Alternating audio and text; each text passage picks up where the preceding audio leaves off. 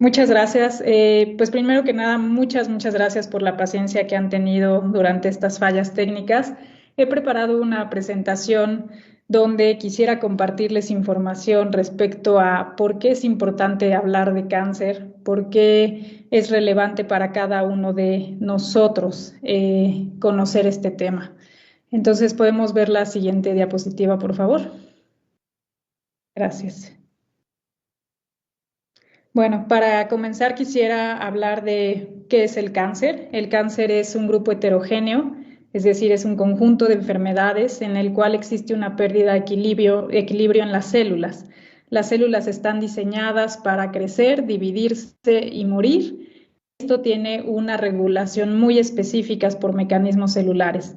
Cuando hay cáncer, las células dejan de morir, permanecen dividiéndose, multiplicándose y crecen formando tumores. Una de las características más importantes de los tumores es que tienen la capacidad de invadir tejidos cercanos y de hacer metástasis, es decir, de irse a lugares lejos de donde iniciaron. El cáncer viene de una palabra que dio el médico Hipócrates, porque cuando él veía tumores en los cuerpos que disecaba, se le recordaban a los cangrejos. ¿Por qué? Porque tenían una coraza muy dura y porque tenían prolongaciones donde se estaban extendiendo hacia la periferia. Eso es la capacidad de invadir tejidos. La siguiente, por favor. Gracias. No sé si se alcance a ver la siguiente diapositiva. Ok, bueno, el cáncer en México, lo que representa, estos son los últimos datos que hace pues la Organización Mundial de la Salud para la estadística respecto a cáncer. Vemos que si juntamos el total hombres y mujeres, el primer lugar en cáncer en México está mama, en segundo lugar está próstata, tercer lugar colon, tiroides y cáncer cervicuterino. Es diferente el comportamiento de cáncer entre hombres y mujeres. Vemos que para los hombres el primer lugar está próstata, colon y linfomas no Hodgkin. En cuarto lugar está pulmón y en quinto lugar está estómago. Respecto a las mujeres, el cáncer de mama es el de mayor incidencia, seguido por el cáncer cervicuterino, tiroides, colon y endometrio. La siguiente diapositiva, por favor. Voy a ir adelantando un poquito mientras aparece la diapositiva. La siguiente diapositiva vamos a ver que nos hace una pregunta importante, que es ¿por qué vamos a hablar de cáncer? Bueno, hay una estadística mundial actualmente que nos dice que una de cada 3 personas tendrá cáncer en algún momento de su vida. Esto es una estadística alarmante para el año 2040, el cual ya está cerca. Y también si nos ponemos nosotros que estamos escuchando esta charla y estamos aquí conectados, todos los que estamos aquí hoy hemos tenido alguna familiar, amigo, conocido, compañero de trabajo que en algún momento ha sido diagnosticado con cáncer. El cáncer es la segunda causa de muerte en el mundo y ante este problema de salud pública tenemos que realizar acciones que podemos comenzar a hacer hoy, acciones que pueden disminuir nuestro riesgo de padecer cáncer y que podemos empezar a identificar los síntomas para diagnosticarlo a tiempo. Creo que la diapositiva aún no cambia, pero voy a continuar explicándoles un poquito del contexto de qué está sucediendo con el cáncer como problema de salud pública. El cáncer en México es la tercera causa de muerte en nuestro país. En primer lugar se encuentran las enfermedades cardiovasculares, en segundo lugar se encuentra la diabetes y en tercer lugar se encuentra el cáncer.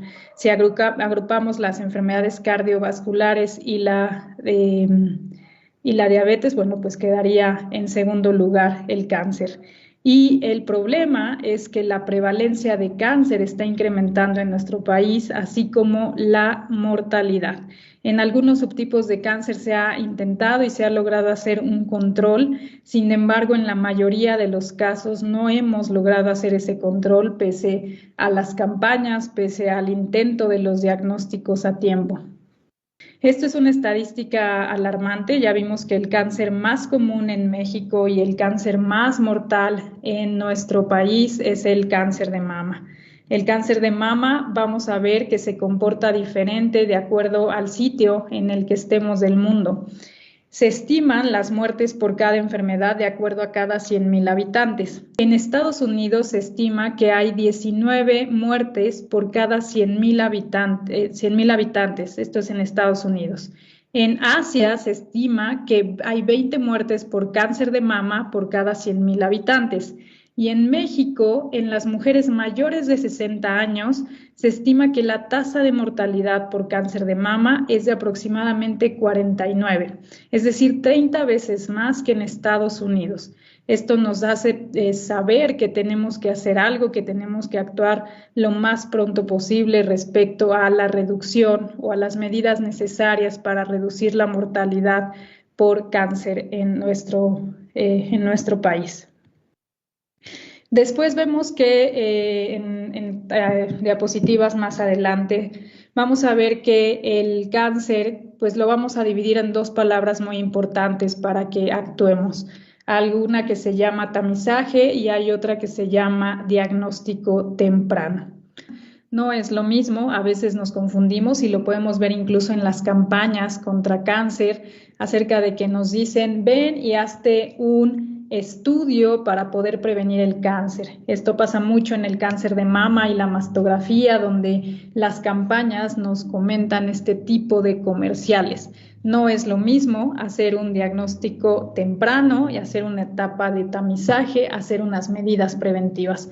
Entonces aquí vemos que hay una influencia del médico de primer contacto en todo momento. Aquí vemos que cuando el cáncer es diagnosticado, pues generalmente el médico especialista, como nosotros los oncólogos, vamos a ser quienes vamos a tener una mayor influencia en el diagnóstico y el tratamiento. Sin embargo, para las medidas de prevención, de diagnóstico oportuno, del abordaje inicial, es el médico de primer contacto el que tiene una mayor influencia. La mayoría de los cánceres tendríamos que diagnosticarlos en la etapa 1 y 2 porque son las etapas en las que buscamos curación. Son el momento en que necesitamos actuar para disminuir los efectos que va a tener la enfermedad y disminuir el impacto en la mortalidad. Siguiente, por favor. La etapa clínica y la posibilidad de supervivencia, aquí vemos que de acuerdo a la etapa en la que diagnosticamos al cáncer, es la probabilidad de que una persona tenga una supervivencia a 5 años.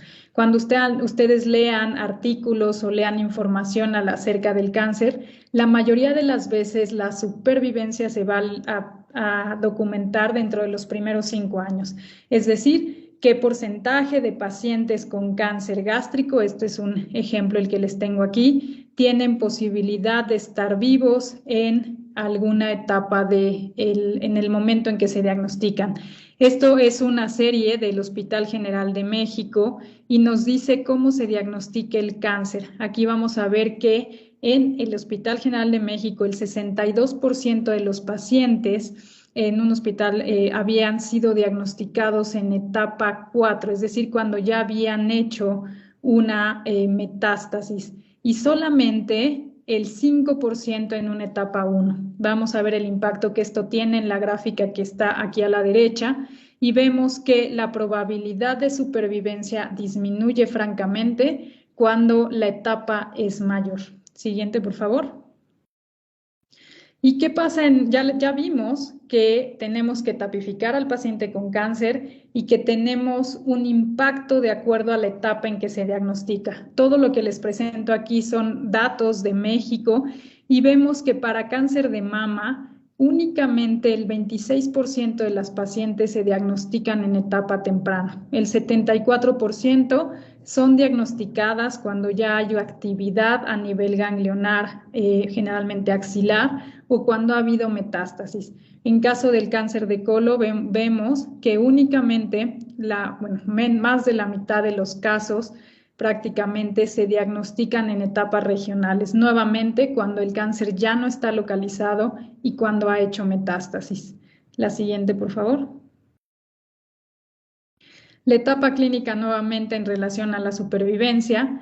Esto lo estoy repitiendo mucho, yo lo sé, pero es para que nos llevemos este mensaje tan importante. El 50% de todos los cánceres en nuestro país, al menos la mitad, son diagnosticados en etapa avanzada, lo cual implica menor probabilidad de supervivencia. Siguiente, por favor. Nuestra realidad en la consulta, esta imagen es de una paciente. Quiero que vean un ejemplo de cáncer de mama y pongo una imagen impactante y pongo una imagen que es lo que tenemos en la realidad de nuestra consulta, porque es el impacto que podemos tener. Aquí vemos que cuando nosotros diagnosticamos al cáncer de mama en una etapa 1, la supervivencia esperada a 5 años es que el 90% de las pacientes estén vivas a 5 años después de haber sido diagnosticadas. ¿Por qué? Porque una mastografía puede diagnosticar un cáncer de incluso 5 milímetros. Aquí vamos a ver lo que vemos en realidad en la consulta. Si me regalas otro clip, Brenda. La etapa 4 no tiene posibilidad de cura. La supervivencia se puede medir en semanas y hay un importante impacto en la calidad de vida. Siguiente, por favor. Esta imagen es impactante porque esa paciente, y es algo que les quiero compartir, fue diagnosticada durante la pandemia de COVID-19, acudió a su centro de salud 4 veces a comentar que había tenido un aumento rápido de un nódulo en mama. Le dijeron en las primeras ocasiones que el hospital no estaba atendiendo cáncer, que solamente se estaban atendiendo casos de COVID y no fue atendida en los momentos iniciales. Finalmente, pues bueno, vemos la importante actividad tumoral, la enfermedad metastásica estaba expandida a pulmón y a hígado y con esta paciente no hubo posibilidades de tener una curación. Nuestro objetivo, siempre hay un objetivo y siempre hay algo que hacer en cáncer, pero tendríamos que enfocarnos en las etapas tempranas, que la mayoría pudieran ser etapas tempranas para buscar la curación. ¿Podemos hacer las diapos en grandes, Bren? Se salió como del modo en grande. Muchas gracias. Y bueno, ya vimos, una anterior, por favor. Ya vimos, para recapitular hasta este momento, que el cáncer se tiene que diagnosticar en etapas tempranas, que a mayor etapa, mayor probabilidad de que haya mortalidad, de que haya deterioro en la calidad de vida y que necesitamos tener métodos de diagnóstico temprano. Y algo muy importante es que nosotros como médicos tengamos conocimiento de cuáles son los síntomas que puede producir el cáncer y cómo podemos diagnosticarlo a tiempo. Ahorita vamos a ver más adelante el impacto que se tiene en el primer momento en que un paciente se acerca a pedir ayuda. Otro de los problemas muy importantes que tenemos en cáncer es que el mexicano, y esto es un estudio que se hizo en cancerología, tarda 5 meses en promedio para buscar ayuda. Es decir, que el paciente mexicano tarda 5 meses para decir, creo que puedo estar teniendo algo que se llame cáncer. Siguiente, por favor. El retraso al diagnóstico también impacta y también tiene que ver con el médico. El tiempo promedio en México desde la primera consulta al diagnóstico son 4 meses. Entonces, imagínense, ya llevamos un promedio de 5 meses para que el mexicano se acerque y diga, creo que tengo que ir al doctor porque probablemente pudiera estar teniendo un síntoma de cáncer. A partir de ese momento, el tiempo promedio que tarda un paciente en tener un diagnóstico de cáncer, es decir, que el médico haya integrado todos los síntomas, signos y estudios para decirle, tiene usted cáncer, son 4 meses. Siguiente, por favor. El retraso al diagnóstico también se ve impactado por el tiempo en que tardamos en hacer el diagnóstico. Aquí hay una pregunta que les pongo. ¿Cuántos médicos ven a un paciente previo a hacer diagnóstico con cáncer? En México, en algunos estudios que se han hecho para contestar esta pregunta, nos dice que 3. Es decir, llevamos 5 meses de que el paciente tarda en pedir ayuda, llevamos 4 meses que se tarda en promedio en México para hacer la integración de signos, síntomas, laboratorios, estudios, y más o menos el promedio, bueno, lo que hay en los estudios son 3 médicos para hacer el diagnóstico. ¿Quiénes tienen más riesgo de tener un diagnóstico tardío? La población joven. ¿Por qué? Porque en muchas ocasiones no se piensa que el paciente joven pueda estar teniendo un diagnóstico de cáncer. Y esto es un mensaje muy importante. El cáncer da a cualquier edad y en México el cáncer da en personas más jóvenes. Siguiente, por favor. Respecto al resto del mundo. Podemos verla, sí, gracias. El diagnóstico tardío más retraso en el tratamiento. El tiempo por medio en México desde la identificación del problema, es decir, desde que sospechamos que tiene un cáncer o que hacemos el diagnóstico al tratamiento, son 7 meses. Esto tiene un impacto en la supervivencia, por supuesto. Metaanálisis han demostrado que hay un incremento en el riesgo de muerte por cada semana de retraso en el tratamiento. Entonces, si vemos la suma del tiempo en pedir ayuda, del tiempo en hacer el diagnóstico y del tiempo al iniciar el tratamiento, tenemos muchas semanas acumuladas que nos incrementan el riesgo de cáncer. Siguiente, por favor. El riesgo de mortalidad por cáncer. ¿Por qué hay retraso en el diagnóstico? Siguiente, por favor. Estos son, pues es un problema complejo. Hay múltiples causalidades. Esa imagen la puse al propósito porque incluso leyendo el artículo de forma dirigida vamos a ver que tenemos que hacer varias veces un zoom muy importante para identificar todas las vías por las cuales un paciente pudo haber tenido un problema en el diagnóstico.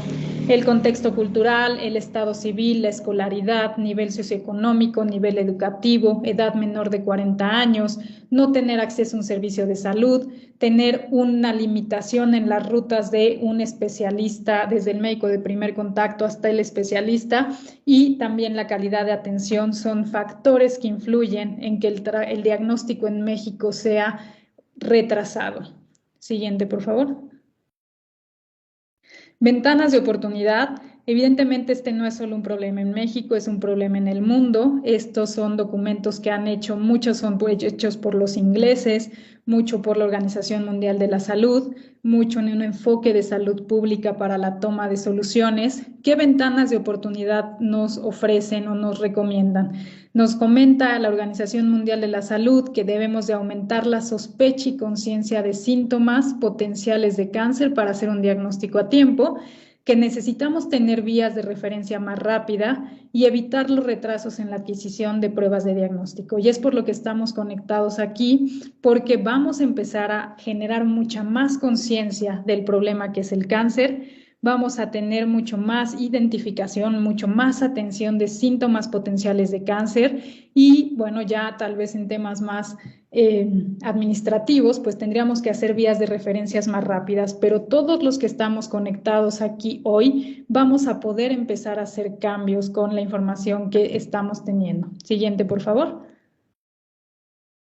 Guías de referencia rápida, esta imagen únicamente se las quiero compartir porque son algunas de las recomendaciones que nos han dado los estudios acerca de cómo queremos incrementar estos diagnósticos oportunos. Siguiente, por favor. Lo único que ahí les dejo en la diapositiva es el principal actor es el médico de primer contacto. Estructura de equipos multidisciplinarios para cáncer, sumamente importante. Nuevamente nos dicen los ingleses que tienen un excelente pues vías de referencia rápida, nos lo dicen los países en desarrollo que han intentado identificar vías de cómo podría ser diagnosticado más rápido un paciente. Viene la inteligencia artificial, viene la tecnología, sabemos que vienen muchas cosas.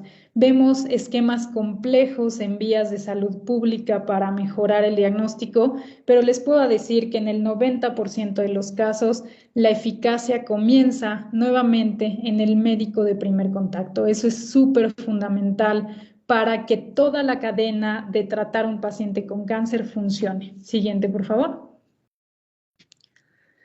¿Qué hacemos hoy? Como vimos en las pilares de qué hacer ante el problema de salud pública que representa el cáncer, sospechar es primordial. Esto es un estudio que se realizó también en Inglaterra, donde hacían una encuesta a los médicos generales respecto a las razones por las cuales habían sospechado cáncer y habían logrado hacer el diagnóstico de un paciente con cáncer.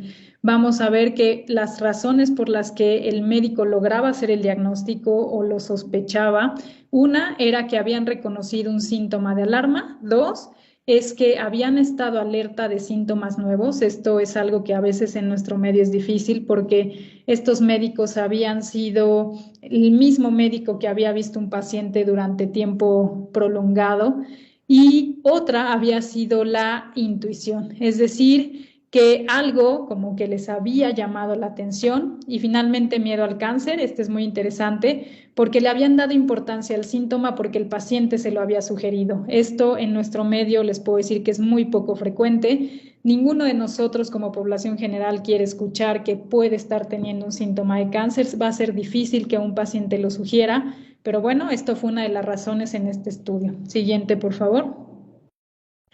No todo es cáncer. ¿Cómo podemos pensar en ello sin exagerar? ¿Cómo evitar ignorarlo? Entonces tenemos que buscar un equilibrio entre no voy a decir que todo es cáncer, porque afortunadamente la mayoría de las veces no lo va a ser, pero si hay datos específicos tenemos que actuar. Siguiente, por favor. Sospechar es primordial. Aquí vemos que los síntomas de cáncer son múltiples, generalmente sangrados, tumoraciones, dolores agudos son lo más importante para diagnosticar, son las razones más importantes que llevaron a los médicos a diagnosticar cáncer, también por ejemplo la disnea, la tos persistente. Sin embargo, a veces va a ser difícil porque va a haber síntomas muy sutiles que no vamos a poder diferenciar. Siguiente, por favor. El comienzo es hoy, aumentar la sospecha y la conciencia de síntomas potenciales de cáncer es hoy para todos nosotros que vemos pacientes, para el día a día en que estamos en una consulta. Esta es una frase que me gusta mucho porque dice que los ojos no ven lo que la mente no sabe. Si nosotros no tenemos en la mente que puede ser cáncer, no va a ser cáncer y nos vamos a tardar en diagnosticarlo. Siguiente, por favor. Vamos a dar un repaso de cáncer. Pues quise dividir la plática como lo vieron en la importancia de hablar de cáncer, es decir, qué impacto tiene en la mortalidad, quién es el actor principal, que se los he comentado en muchos casos, en la mayoría de las veces es el médico de primer contacto, y hice un repaso acerca de los principales tipos de cáncer, como vimos en la diapositiva 1, de los principales tipos de cáncer en México. Siguiente, por favor. Para hablar, inicialmente quiero hablarles del cáncer de mama. ¿Por qué? Porque es el cáncer más común en el mundo, es el cáncer más común en México y porque representa, francamente, al igual que en cáncer de general, un problema de salud pública. Siguiente, por favor. El cáncer de mama está en aumento y quiero que lo vean en esta gráfica. Esta gráfica es de la INEGI. La INEGI publica información sobre el cáncer de mama cada octubre, que es cuando se conmemora el Día del Cáncer de Mama. Y vemos esta gráfica, la gráfica gris la publicaron en el año 2019 porque se encontraban alarmados respecto a que la incidencia de cáncer de mama en el 2010 había sido de 12.21 por cada 100,000 habitantes. Y ellos estaban alarmados cuando se publicó esto porque en el año 2019 había incrementado a 18.55%. Quiero que vean este dato, otro clic por favor. En el año 2022 la incidencia por cáncer de mama en México fue de 27.64, es decir, que del 2019 al 2022, 20, 21, 22, en 3 años, incrementó 9 puntos porcentuales. Esto es grave porque va a una velocidad muy rápida y porque a pesar de las medidas que estamos realizando para el diagnóstico, el tamizaje, no lo estamos logrando aún. Necesitamos hacer mucho más trabajo en esta situación. Siguiente, por favor. El cáncer de mama en México también tiene una implicación bien importante porque se diagnostica en edades jóvenes. Quiero que vean en Europa la mediana de diagnóstico de cáncer de mama es de 69 años En Estados Unidos es de 63 años y en México la mediana al diagnóstico de cáncer de mama es 52 años, es decir, al menos 10 años antes que en varias partes del mundo. Esto se ha intentado explicar por cuestiones genéticas, por cuestiones de mestizaje. Sin embargo, pues sigue siendo aún un interrogatorio de por qué está siendo en edades más jóvenes, pero esto es la realidad. Siguiente, por favor. ¿Por qué el cáncer de mama es mortal? Porque se diagnostica tardíamente. Y es algo grave porque, como habíamos visto en la tabla de qué síntomas puede dar el cáncer, vimos que puede dar una variedad muy amplia de síntomas o signos. Sin embargo, el cáncer de mama, el 80% de las veces va a tener un nódulo, va a tener algo palpable. Entonces, es difícil entender por qué no lo diagnosticamos tan a tiempo si da una manifestación clínica tan franca. Bueno, vimos algunas cuestiones respecto a el retraso al diagnóstico. Siguiente, por favor. ¿Por qué el cáncer de mama nuevamente impacta en la supervivencia? Como se lo presenté al inicio de la diapositiva, el tiempo de diagnóstico entre el primer síntoma y el diagnóstico en México para cáncer de mama es de 6 meses, es decir, nos estamos tardando en identificar el problema e iniciar un tratamiento. Y ya nos dijo la Organización Mundial de la Salud que las tasas de supervivencia de cáncer comienzan a disminuir cuando se inicia el retraso al tratamiento. Siguiente, por favor. ¿Qué podemos hacer? Bueno, los 3 pilares nuevamente: promoción de la salud, reducir el tiempo entre el primer síntoma y el diagnóstico y un tratamiento integral y oportuno. Siguiente, por favor. El cáncer de mama, como una generalidad, lo dividimos de acuerdo al sitio donde se origina, es decir, si en los ductos o los lobulillos de la mama. Vemos que la mayoría de las veces es a nivel ductal, aunque no quiere decir que siempre va a ser ahí, y hay algunos otros tipos menos comunes de cáncer de mama. Sin embargo, la mayoría de las veces, de acuerdo a la localización, va a ser en el cuadrante superior externo, que es el que está más cercano a la cadena ganglionar. Siguiente, por favor. Vemos que hay tipos de cáncer de mama y esto lo escuchamos muy comúnmente en la población que dicen estaba encapsulado el cáncer o ya no estaba encapsulado. Llamamos cáncer de mama in situ aquel que no ha rebasado la membrana basal, e invasivo aquel cáncer que ya rebasó la membrana basal. ¿Por qué es tan importante esta diferenciación? Porque el cáncer invasivo es el que tiene la capacidad de hacer metástasis. Siguiente, por favor. Los subtipos de cáncer de mama, esto es súper importante para nosotros para poder dar un pronóstico y un tratamiento adecuado. El cáncer de mama en términos generales tiene 3 tipos: aquel que depende de las hormonas, es decir, que crece porque tiene receptores de estrógeno y progesterona; aquel que no tiene receptores de estrógeno y progesterona; y aquel que tiene un receptor que se llama HER2, que es un receptor de proliferación celular. El 70% de los casos de cáncer de mama es el que depende de hormonas, y es por lo cual el cáncer de mama tiene una influencia hormonal importante. Y lo vamos a ver ahorita. Siguiente, por favor. Los factores para riesgo de cáncer de mama. Esta es una pregunta fundamental. Quiero que si están los que están conectados ahorita, si yo les hiciera la pregunta de qué porcentaje de cáncer de mama se hereda, es decir, tiene una influencia familiar directa de padres o abuelos.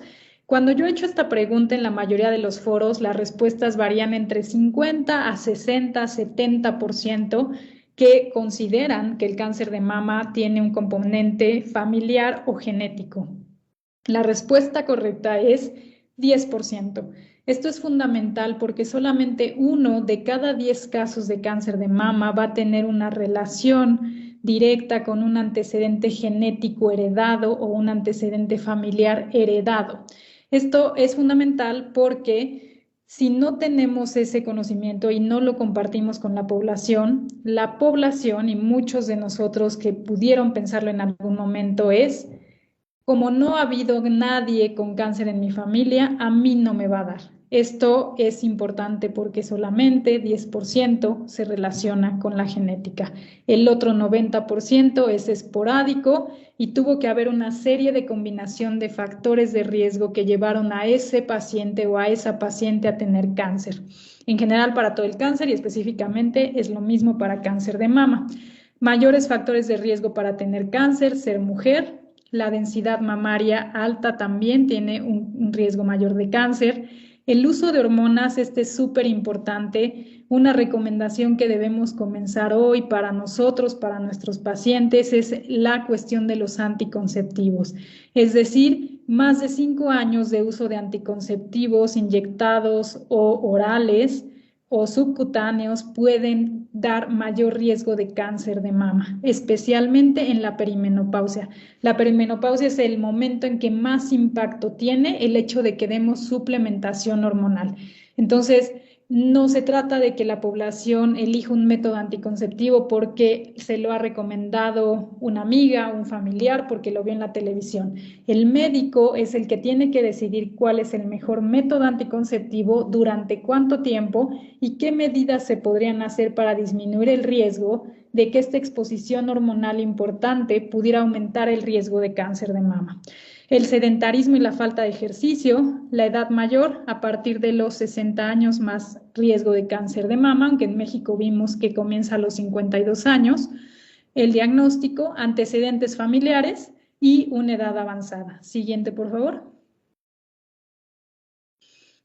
¿Hay lesiones precursoras de cáncer de mama? Sí, tenemos lesiones benignas de la mama que van a ser el diagnóstico de la mayoría de las veces en que una mujer tiene una alteración en la mama o que tiene alguna secreción por el pezón o algún cambio. Sin embargo, pese a que el 80% de las veces estos cambios o estas lesiones van a ser algo benigno, tenemos un porcentaje que no lo van a hacer, por lo cual tienen que ser bien abordadas. Pero sí hay hiperplasias, por ejemplo, atípicas que pueden incrementar el riesgo de cáncer de mama, o los carcinomas in situ aumentan evidentemente el riesgo de cáncer invasor. Siguiente. Acciones para disminuir el riesgo de cáncer de mama. Bueno, no nos vamos a detener tanto, pero tener un peso adecuado y hacer ejercicio está documentado. No es una moda, no es una respuesta que a lo mejor decimos, siempre dicen eso, ¿no? No, está documentado en metaanálisis que la obesidad se relaciona al cáncer de mama y que tener un peso adecuado disminuye el riesgo. La lactancia también se considera un factor protector para el cáncer de mama, y casos seleccionados, la cirugía. El hecho de hacer cirugías donde se retiran las mamas para disminuir el riesgo de cáncer no está indicado en todas las pacientes. Esto es fundamental porque de pronto hubo una moda en que, híjole, yo tengo muchos antecedentes de cáncer en mi familia, o le dio cáncer a mi hermana, o le dio cáncer a mi mamá, mejor me hago una cirugía reductora de riesgo. No, hay indicaciones bien específicas para hacer mastectomías reductoras de riesgo. Un ejemplo, y aquí les pongo, es el efecto de Angelina Jolie, que tiene una mutación en el gen BRCA, que es el gen BRCA y BRCA2, son genes dedicados a reparar al DNA. Cuando el DNA tiene daños, estos genes reparan los daños que se generan en el DNA. Cuando están mutados, cuando hay variantes en su formación, entonces nos dan riesgo de tener algunos tipos de cáncer, por ejemplo, el cáncer de mama. Angelina tiene una alteración en este gen y su riesgo de padecer cáncer de mama en el transcurso de su vida es más del 80%, y ella decidió hacerse un tipo de cirugía reductora de riesgo, pero son casos muy seleccionados. No es para todos porque no se ha evidenciado que hacerlo de forma rutinaria sin una indicación específica disminuya el riesgo de cáncer o de muerte por cáncer de mama. Siguiente, por favor. Acciones para disminuir, evitar el consumo de tabaco y decisiones adecuadas respecto al uso de hormonales. Siguiente, por favor. Tamizaje para cáncer de mama. Voy a irme un poquito más rápido por el tiempo, pero son acciones esenciales que a partir de hoy tenemos que hacer recomendarle a nuestros pacientes y a nuestra familia. ¿Cómo realizar una autoexploración mamaria? Bueno, el mejor momento son 7 días después de que finalizó la menstruación y se recomienda cada vez al mes. La autoexploración no es con jabón durante el baño, generalmente es frente a un espejo, usando toda la mama y haciendo una palpación profunda. Siguiente, por favor. Examen clínico mamario, se recomienda una revisión por su médico de cabecera una vez al año a partir de los 25 años. Siguiente, por favor. Y la mastografía es el método que ha logrado disminuir las muertes por cáncer en México y en el resto del mundo. Toda mujer a partir de los 40 años de edad en México tendría que realizarse una mastografía anual o cada 2 años. La mastografía, siguiente, por favor, disminuye hasta un 20 a 30% el riesgo de morir por cáncer de mama. Siguiente, gracias. Muy importante, y esto es algo que nos vamos a llevar para compartir y para tenerlo bien en cuenta cuando recibamos un resultado de mastografía. La mastografía nos las va a reportar el especialista con una clasificación que se llama BI-RADS. El BI-RADS califica los resultados que vio el radiólogo en ese estudio y es como un semáforo. Nos puede dar una calificación entre el 0 y el 6.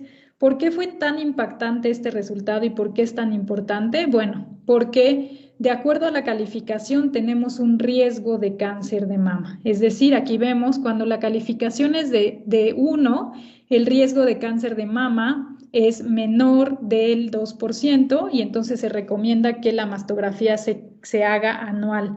Sin embargo, quiero que vean el BI-RADS 4. Cuando tenemos una clasificación, un reporte de mastografía que dice que hay un BI-RADS 4, el riesgo de padecer o de tener cáncer de mama en ese momento, si se hace una biopsia, es entre el 2 al 95%. Vean qué amplia variedad de riesgo de tener cáncer de mama. A partir del 4B es de hasta el 50 hasta el 90%. Es casi como hacer un volado. Entonces, hay una indicación absoluta de biopsia y es que todas las pacientes con un BI-RADS 4 o un BI-RADS 5 deben de ser enviadas a biopsia de urgencia porque hay un riesgo alto de que esa lesión sea cáncer de mama. Vemos en el BI-RADS 5, si nosotros hacemos una biopsia a una paciente con BI-RADS 5, el riesgo de que sea cáncer es más del 95%. Prácticamente la imagen no lo está diciendo, no lo podemos decir hasta que se haga la biopsia, pero estos son los detalles que nosotros podemos hacer al día a día.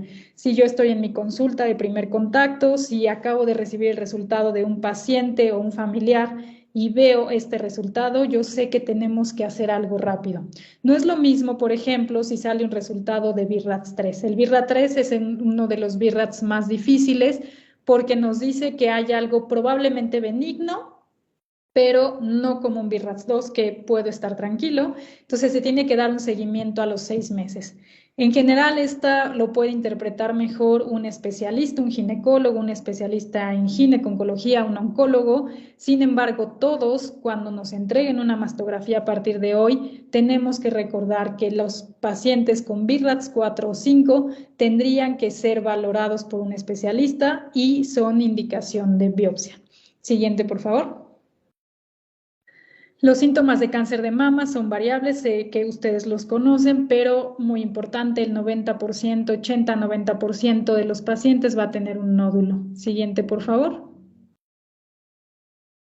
El cáncer, bueno, esta fue la última diapositiva de cáncer de mama. ¿Qué mensajes quisiera que nos quedáramos con cáncer de mama? Tenemos estudio de tamizaje que disminuye las muertes. El cáncer de mama en México en mujeres jóvenes es sumamente común, más que en el resto del mundo. No podemos pensar que no es cáncer porque alguien sea joven y ya sabemos a partir de hoy que el BI-RADS nos da una pista de qué tanto riesgo de que los hallazgos en una mastografía puedan estar siendo cáncer.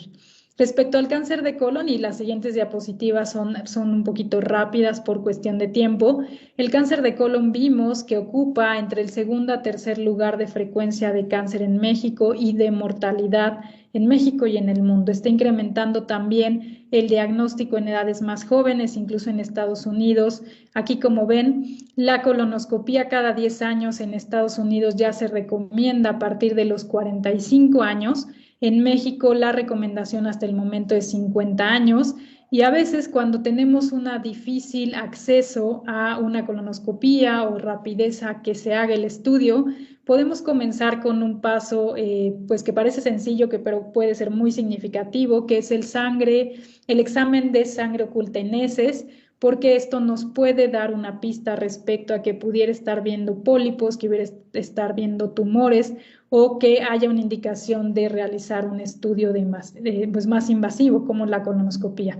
En México, entonces, se recomienda a partir de los 50 años, cada 10 años, para la población en general.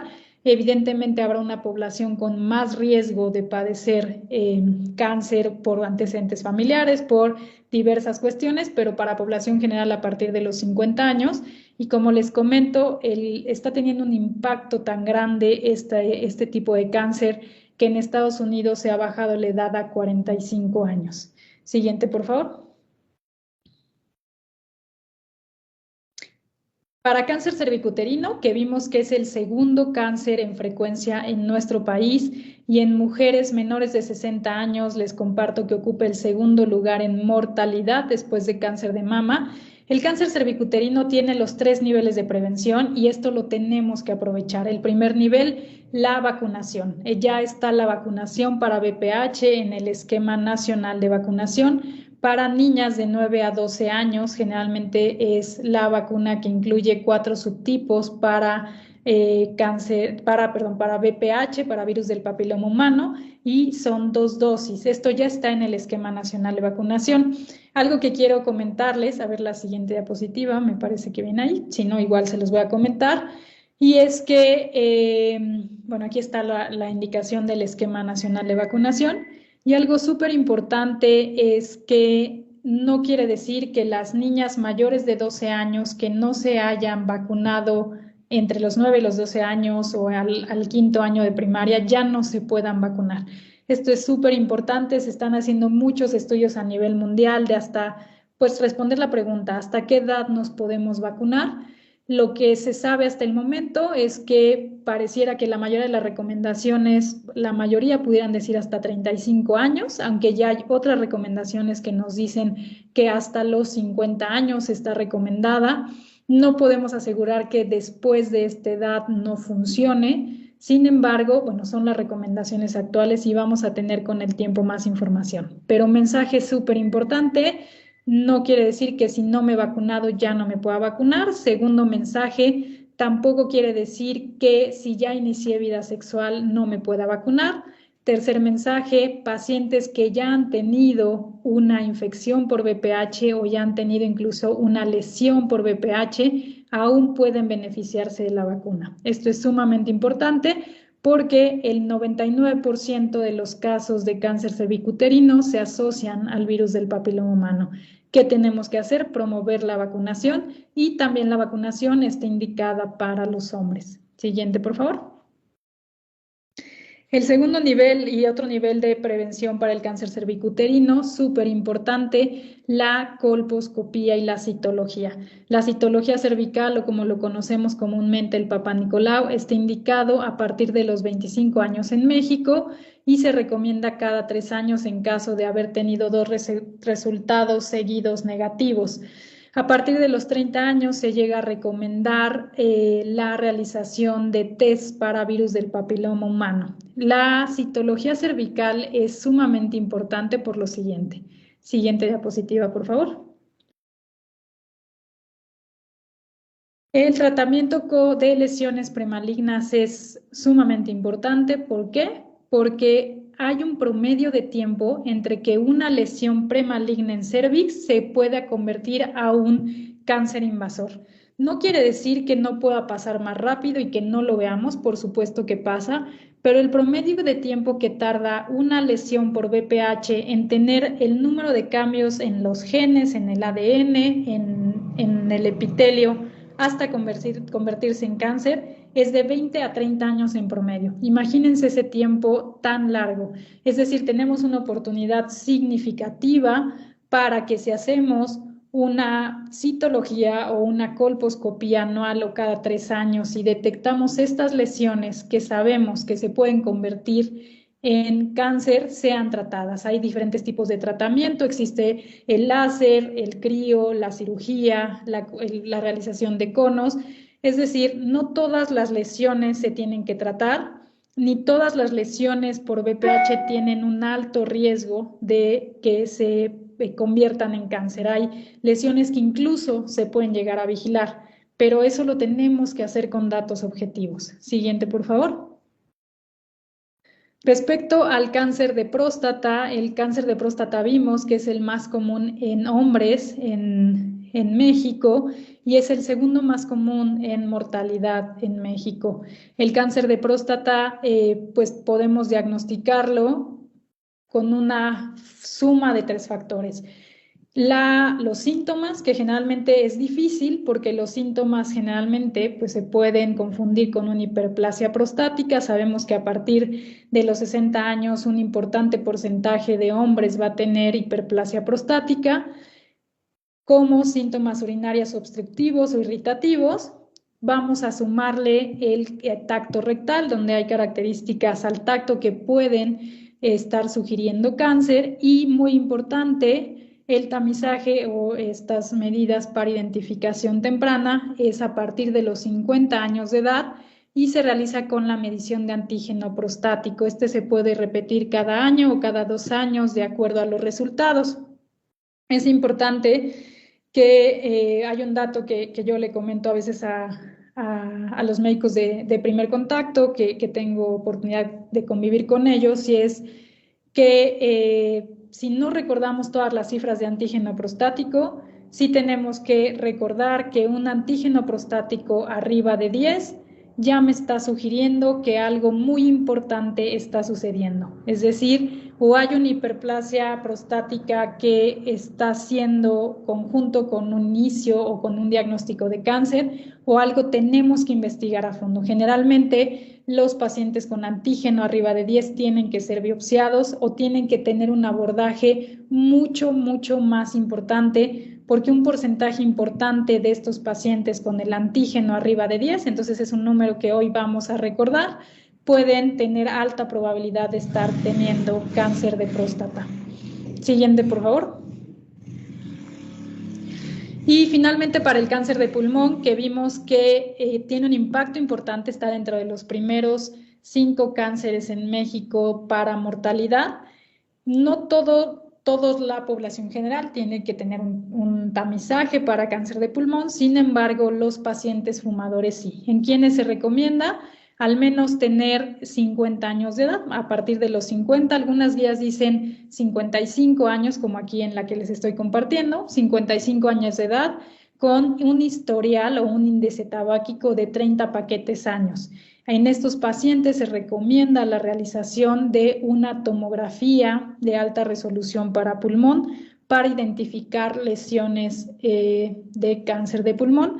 Yo les puedo compartir que esto sí funciona en la vida real. Sí hemos tenido pacientes fumadores de larga evolución que se han hecho este tipo de estudios que tienen la indicación por un índice tabáquico alto, que se han hecho estudios de tamizaje y que han sido diagnosticados con cánceres de pulmón en etapas tempranas. Siguiente, por favor.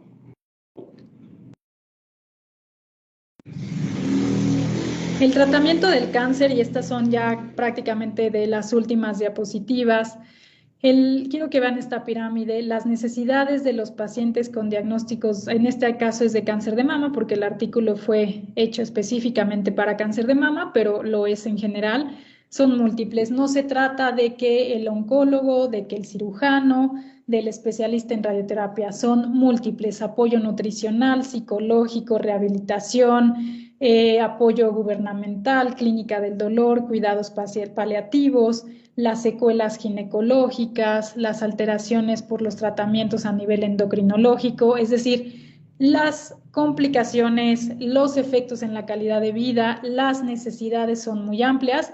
Y nuevamente pongo en rojito al médico del primer contacto porque tiene la inferencia de identificar también las necesidades de estos pacientes. Muchas veces, y por la sobrecarga del sistema de salud, quizás vamos a dar de alta a los pacientes que hayan recibido tratamientos para cáncer y van a ser seguidos en las unidades de primer nivel. Ahí también el médico de primer contacto tiene una inferencia muy importante en diagnosticar complicaciones que puedan tener los pacientes a mediano y largo plazo. Siguiente, por favor. Nuevamente, es necesaria la comunicación interprofesionales, el médico de atención primaria, el personal de enfermería, vías rápidas de comunicación para poder diseñar pues, sistemas que pudieran beneficiar al diagnóstico más temprano. Nuevamente, somos un equipo.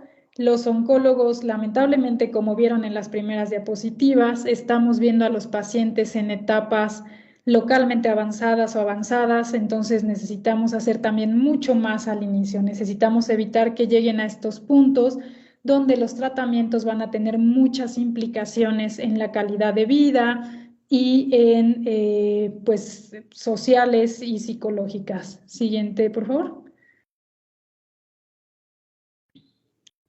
Conclusiones de lo que les he compartido hasta el momento. Bueno, el retraso en el diagnóstico tiene más mortalidad, más morbilidad y mayores costos. Es necesario que hagamos ajustes en las vías de referencia. Esto es, como comentamos, quizás en este momento nos vamos a pensar, bueno, ¿qué puedo hacer yo? No podemos en este momento, en hoy, ¿no? Ni mañana vamos a cambiar estas vías de referencia, pero si nosotros logramos identificar un ejemplo, que un BRAF5 necesita una biopsia urgente porque sé que puede ser cáncer, o podemos identificar un síntoma persistente de tubo digestivo que me pueda hacer pensar que puede ser una úlcera que se va a convertir en un cáncer gástrico, o una infección por Helicobacter pylori que necesitamos tratar antes de que se haga una gastritis crónica, que es un paciente que tiene mucho índice tabáquico y que quizás pueda pedirle un estudio para un diagnóstico muy temprano de cáncer de pulmón, que es una mujer de 30 años que nunca se ha realizado un Papa Nicolau y que yo le puedo recomendar hacer eso. Todas esas acciones, si las hacemos día a día, les puedo asegurar que tienen una inferencia en el diagnóstico y en el tratamiento y en disminuir la mortalidad. Es indispensable, aquí lo pongo, la sospecha clínica, y es un importante y necesario la educación de la población. El médico de primer contacto es el actor principal para el diagnóstico temprano. El equipo multidisciplinario es el actor principal también para el tratamiento y el abordaje adecuado de los pacientes con diagnóstico de cáncer. La siguiente, por favor. Y bueno, finalmente, pues agradezco mucho su tiempo. Nuevamente, una disculpa por los inconvenientes en la conexión que hubo inicialmente. Juntos podemos lograr disminuir el impacto que tiene el cáncer de mama y el cáncer en la vida de los pacientes. Podemos poner la primera diapositiva para que nos quedemos ahí. Las preguntas. Gracias, doctor. Doctora Alessandra, muchísimas gracias. La verdad que ha sido una ponencia muy buena, muy interesante. Realmente a veces nos estamos mal acostumbrando a que ante cualquier lesión lo mandamos o nos trae con el médico especialista, pero podemos generar muchísimas actividades desde el primer nivel de atención, que es lo más importante hasta ahorita. Hay muchísimas preguntas, tanto de las redes sociales y también del chat aquí presente. Entonces, se los voy a hacer y usted con toda la confianza nos comenta, las cuales le comento la primera pregunta que nos hace nuestro auditorio es: los suplementos alimenticios como OmniLife, Inmunocal y bueno, hay otras marcas, pueden estar considerados durante el manejo de quimioterapias en los pacientes y hay alguna evidencia científica realista de este tipo de productos? Muchas gracias por la pregunta. Es sumamente importante porque en la vida diaria, cuando nosotros iniciamos tratamientos, principalmente con quimioterapia para los pacientes, hay una necesidad de incrementar la nutrición, es decir, necesitamos que el paciente esté lo mejor nutrido posible para que pueda tolerar de la mejor forma posible los tratamientos que nosotros damos. Y llega a haber una desesperación por saber qué puedo hacer para incrementar esta nutrición. Y hay mucha venta de suplementos, como comentaron ustedes algunos, más otros que también se han comercializado. Sin embargo, no hay una evidencia científica de que cierto tipo de suplemento incremente la eficacia de la quimioterapia o de los tratamientos para cáncer. Evidentemente, un paciente con mejor nutrición, con mejores hábitos alimenticios, tiene mayor probabilidad de responder adecuadamente o de tener menos complicaciones, pero alguna marca registrada o alguno de estos productos no está recomendado y más bien tenemos que tener, justamente como lo vimos en la pirámide, un apoyo con nutrición, es decir, ver qué necesita. ¿Necesita más proteína, menos proteína? ¿Necesita o hay una moda ahorita donde se está eliminando el azúcar, ¿no? Hay un mito de que el azúcar causa cáncer. Entonces hemos tenido pacientes que dejan de consumir todo tipo de carbohidratos y llegan con hipoglucemia, incluso están más débiles de lo normal porque está este mito tan fuerte. No se trata de eso, se trata, como yo creo que de la mayoría de las cosas en la vida, de tener un equilibrio, de tratar de suplementar mejor al paciente, pero con un apoyo de nutrición. Esa sería mi respuesta, una evidencia clara que alguno de estos productos no.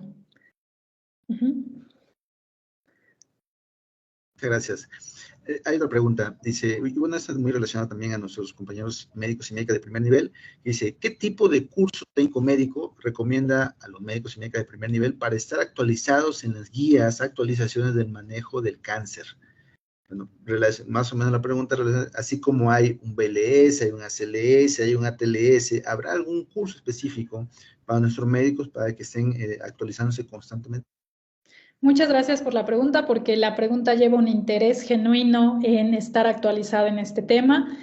No conozco alguno específico en México en este momento, sin embargo, sí sé que la Sociedad Mexicana de Oncología ha planeado próximamente implementar cursos para principalmente médicos generales, médicos familiares, médicos de primer contacto, respecto a generalidades de cáncer, de tratamiento, súper importante, de abordaje de las urgencias oncológicas, porque finalmente hay muy pocos oncólogos en México, entonces quienes van a estar en urgencias recibiendo al paciente en quimioterapia con fiebre van a ser ustedes. Eso es súper importante y a veces, porque he tenido amigos que están en urgencias y me dicen, chin, Alex, ya llegó el paciente que tiene quimio, ¿qué voy a hacer? ¿No? Entonces, necesitamos apoyar en eso. Yo espero que pronto también en el instituto tengamos algunos cursos. La verdad es que sí es una idea que hemos estado como dándole ahí vueltas y queremos comenzar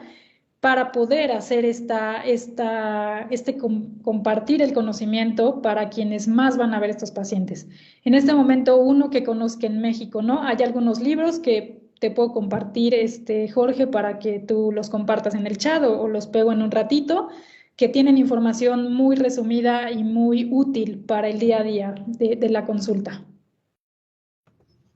Claro, muchas gracias. Claro, en la plataforma de CIESAVI tenemos incluso cursos virtuales de diferentes temas. Podemos generar un curso más específico para nuestros médicos y médicas de primer nivel. Muy bien. En otra pregunta nos dice, si hay alguna terapia profiláctica con vacunación específica para pacientes que inician tratamientos de cáncer. Por ejemplo, alguna vacuna que les pueda ayudar a evitar alguna complicación cuando empiezan el manejo de quimioterapias. Sí, la respuesta es que sí. Nosotros usamos principalmente unos medicamentos que son factores estimulantes de colonias de granulocitos. Estos factores estimulantes los damos en algunos casos bien seleccionados en pacientes que van a recibir quimioterapia, que sabemos que es una quimioterapia a dosis altas o a dosis importantes por la combinación de fármacos y que el paciente va a tener un riesgo alto de hacer neutropenia y de hacer una neutropenia febril. Entonces, hay profilaxis para las defensas, pero es muy importante que no esté indicado en todos los pacientes, porque también, como todo medicamento, puede tener efectos adversos. Entonces, sí existen estos factores estimulantes de colonias, también hay factores estimulantes para las plaquetas, y cuidamos mucho también la parte de la anemia. No damos vitaminas, eso es algo que digo, no viene, está dentro de la pregunta. Hay también una moda de voy a tomar vitaminas todo el día, o si me inyecto complejo B cada semana, entonces la quimio me va a funcionar mejor. No, incluso hay información controversial respecto a cómo debemos de usar las vitaminas los oncólogos, porque como sabemos, las células del cáncer se dividen muy rápido, y entonces si yo inyecto vitaminas de una forma indiscriminada, no adecuada, no necesaria, también alimento al tumor. Entonces, en eso tenemos que ser súper cautelosos en cómo damos suplementos y vitaminas, pero sí existen estos medicamentos que nos dan apoyo de soporte durante los tratamientos.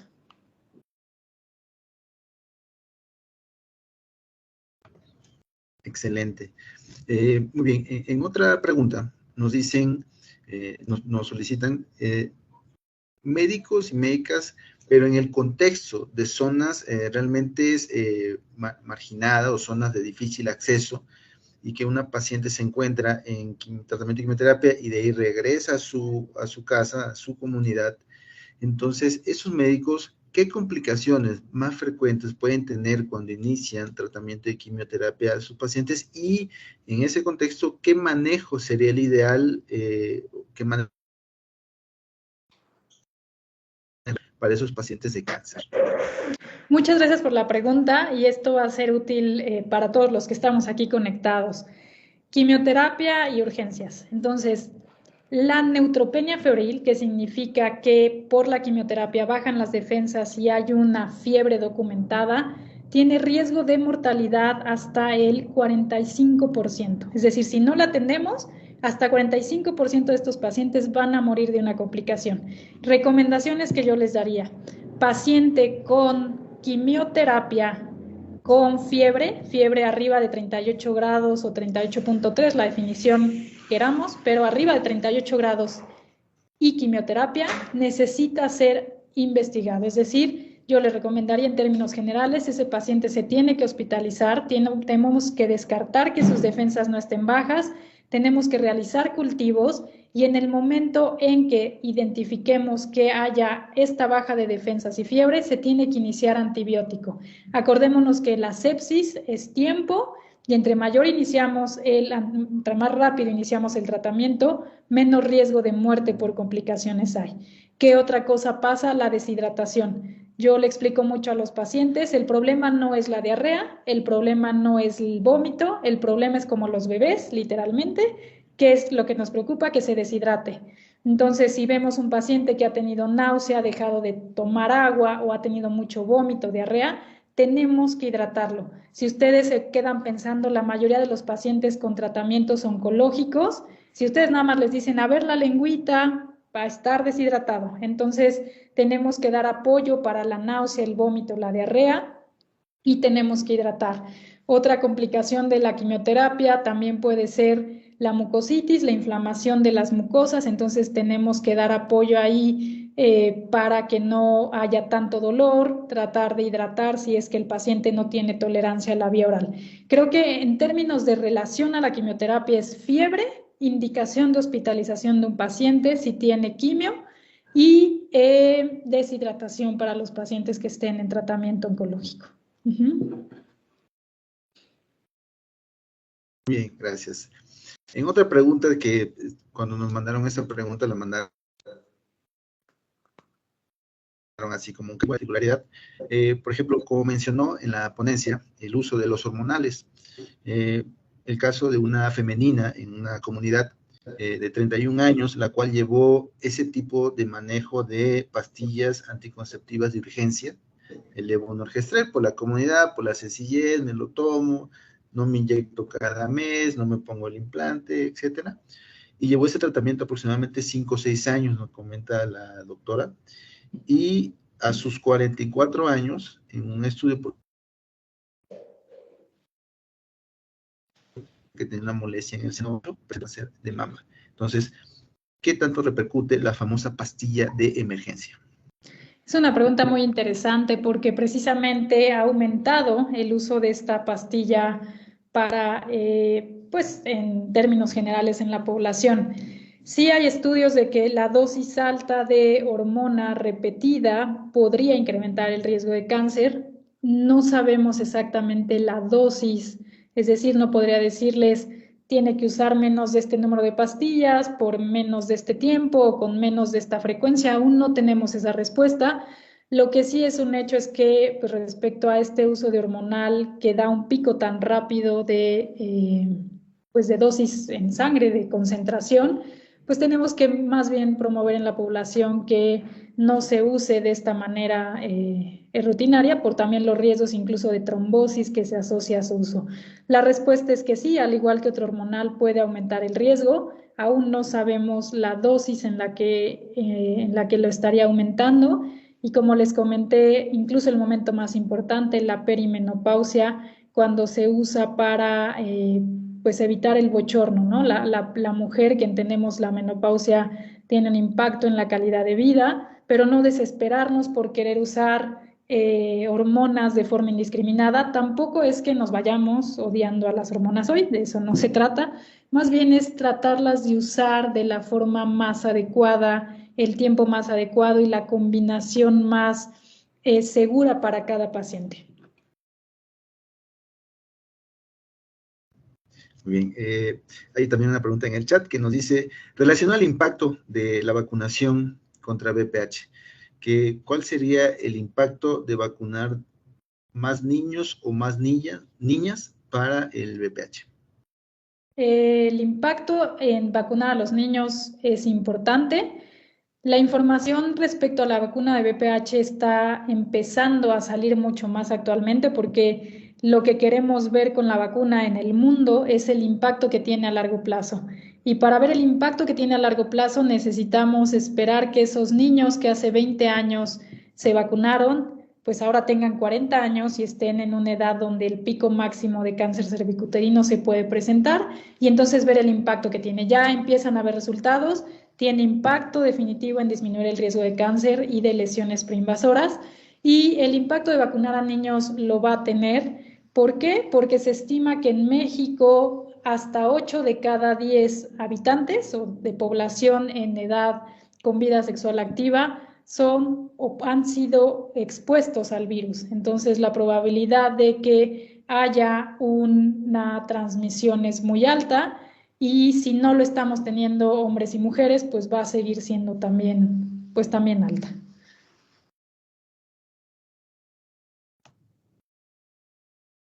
Muy bien, es todo en esta emisión.